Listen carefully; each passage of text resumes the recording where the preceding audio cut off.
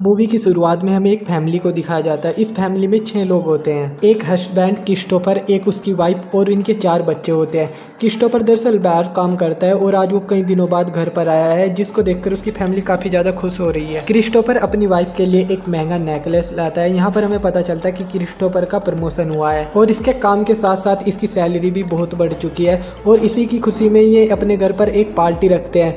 लेकिन पार्टी के दौरान क्रिस्टोफर घर नहीं आता, लेकिन उसका एक ऑफिसर घर पर आता है जो उनको बताता है कि क्रिस्टोफर की एक कार एक्सीडेंट में मौत हो गई है। उसी समय से उसकी पत्नी कोरल डिप्रेशन में चली जाती है और परेशान रहने लगती है।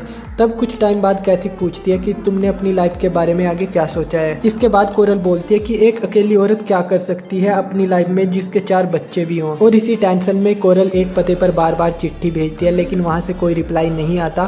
फिर एक दिन वहाँ से रिप्लाई आ जाता है। इसके बाद कोरल बहुत ज़्यादा खुश होती है और साथ ही वो अपने बच्चों को बताती है कि जिस एड्रेस पर वो चिट्ठियाँ भेज रही थी दरअसल वो पता तुम्हारे नाना का है, क्योंकि तुम्हारे पापा और मैंने भाग कर शादी की थी, जिसके कारण तुम्हारे नाना नानी हमसे नाराज थे। साथ ही कोरल अपने बच्चों से ये भी बोलती है कि एक अकेली औरत के लिए 4 बच्चों का बोझ उठाना मुमकिन नहीं है।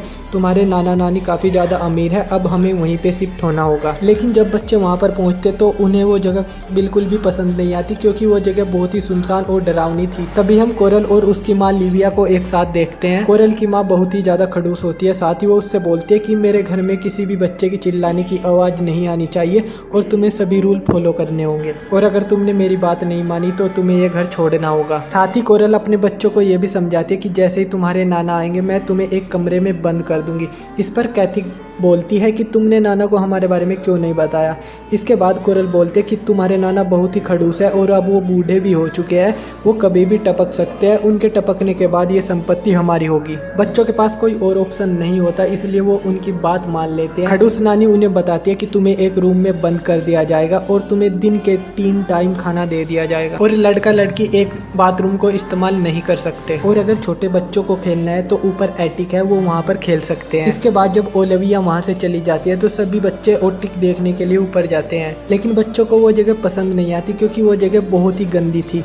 एक बार जब बच्चे ऊपर खेल रहे होते हैं तो वहाँ चिल्लाने लगते हैं, तभी उनकी नानी वहाँ पे आ जाती है। अब चूंकि बच्चों ने रूल तोड़ा था इसलिए सजा तो उनको मिलनी ही थी, लेकिन कोरल अपने ऊपर सभी बच्चों की पनिशमेंट ले लेती है। फिर ओलिविया कोरल की पीठ पर चाबुक से बहुत मारती है और सभी बच्चों को उनके निशान दिखाती है। फिर जाने से पहले ओलिविया उनसे बोलती है कि तुम सब शैतान के बच्चे हो, ये कहकर वो वहाँ से चली जाती है। फिर अगले दिन कैथी अपनी मोम से पूछती है कि नाना नानी डैड से इतनी नफरत क्यों करते हैं। इसके बाद कोरल उन्हें बताती है कि तुम्हारे नाना मेरे बहुत करीब थे, वो ज्यादा मेरे साथ ही रहा करते थे, जिस कारण से वो तुम्हारी नानी को ज्यादा टाइम नहीं दे पाते थे। इसी कारण तुम्हारी नानी मुझसे चिढ़ने लगी। फिर एक दिन वो अपने भाई को लेकर यहाँ पर आए, जो रिश्ते में मेरे अंकल लगते थे, और उनके मोम और डैड की मौत हो चुकी थी। वो लड़का दिखने में बहुत ज्यादा अच्छा था, जिस कारण से मैं उसे पसंद करने लगी और फिर हमने भागकर शादी कर ली। इसके बाद तुम्हारे दादा ने मुझे जायदाद से निकाल दिया और वो मुझसे नफरत करने लगे। अब काफी दिन बीत जाते हैं, लेकिन कोरल उनसे मिलने नहीं आती।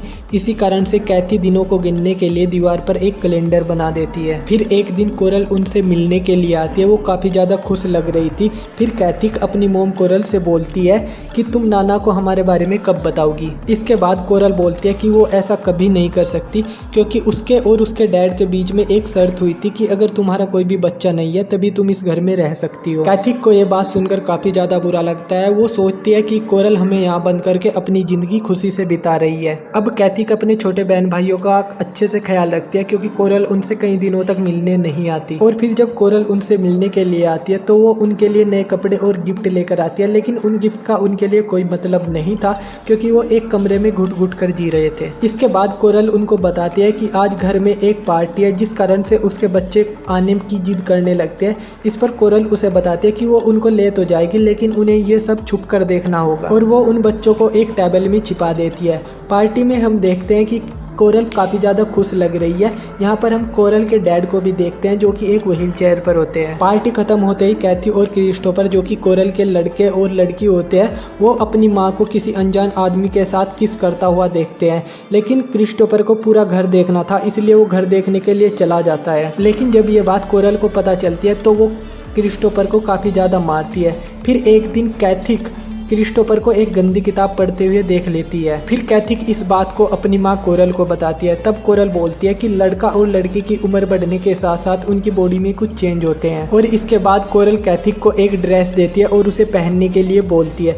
जब कैथी ड्रेस पहन लेती है तभी वहाँ पर क्रिस्टोफर आ जाता है और उसके मन में कैथी के लिए फीलिंग जागने लगती है। तभी वहाँ पर उनकी नानी आ जाती है जो कि समझ बैठती है कि ये दोनों बहन भाई तो एक दूसरे के साथ इंटीमेट होने में ही लगे हैं। फिर ओलिविया सजा के तौर पर कैथी के बाल काटने के लिए बोलती है और अगर उसने ऐसा नहीं किया तो उन्हें एक हफ्ते तक खाने के लिए नहीं मिलेगा, लेकिन कुछ ही टाइम बाद वो उन्हें खाना दे देती है। लेकिन वो कैथी के बालों पर टार लगा देती है जिस कारण से क्रिस्टोफर को कैथी के बाल काटने पड़ते हैं। फिर वो दोनों एक दूसरे के काफी ज्यादा क्लोज आ जाते हैं। फिर दोनों के मन में ही एक दूसरे के लिए फीलिंग जागने लगती है। फिर हम देखते हैं कि 4-5 महीने बाद कोरल अपने बच्चों से मिलने के लिए आती है। साथ ही वो उन्हें बताती है कि उसने दूसरी शादी कर ली है और वो 4-5 महीने हो गए हनीमून पे थी, इसीलिए वो उनसे मिलने नहीं आ सकी। फिर ये बात सुनकर कैथी और क्रिस्टोफर को काफी ज्यादा गुस्सा आता है और वो कोरल के ऊपर भड़कने लगते हैं। फिर इनको शांत करने के लिए कोरल ओलिव के हाथों उनके लिए डोनट्स भिजवाती है। फिर अगले ही सीन में हम क्रिस्टोफर को देखते हैं जो कि ओलिविया से उस कमरे की चाबी का प्रिंट साबुन पर ले लेता है और फिर ये सब यहाँ से बहुत सारा पैसा चुराकर भागने का प्लान बनाते हैं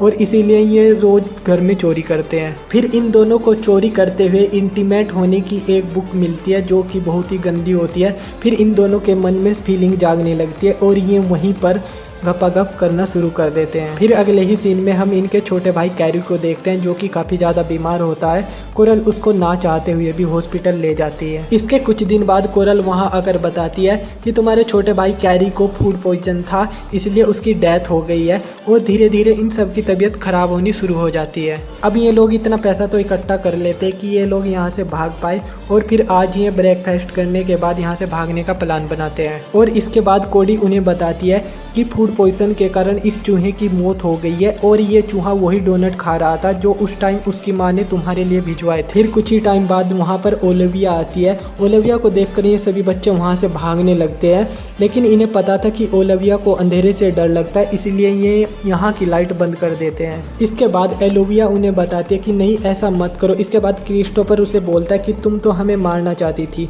इसके बाद ओलिविया उन्हें बोलते नहीं, डोनाट में जहर मिलाने का प्लान तुम्हारी मोम का था। लेकिन ये बात सुनकर उन पर कोई फर्क नहीं पड़ता क्योंकि उनकी मोम तो उनके लिए पहले ही मर चुकी थी। फिर ये तीनों एक छत से नीचे रस्सी डालते हैं और उसी से उतरकर भागकर एक ट्रेन पर चढ़ जाते हैं। फिर इसी के साथ ये मूवी यहीं पर खत्म हो जाती है।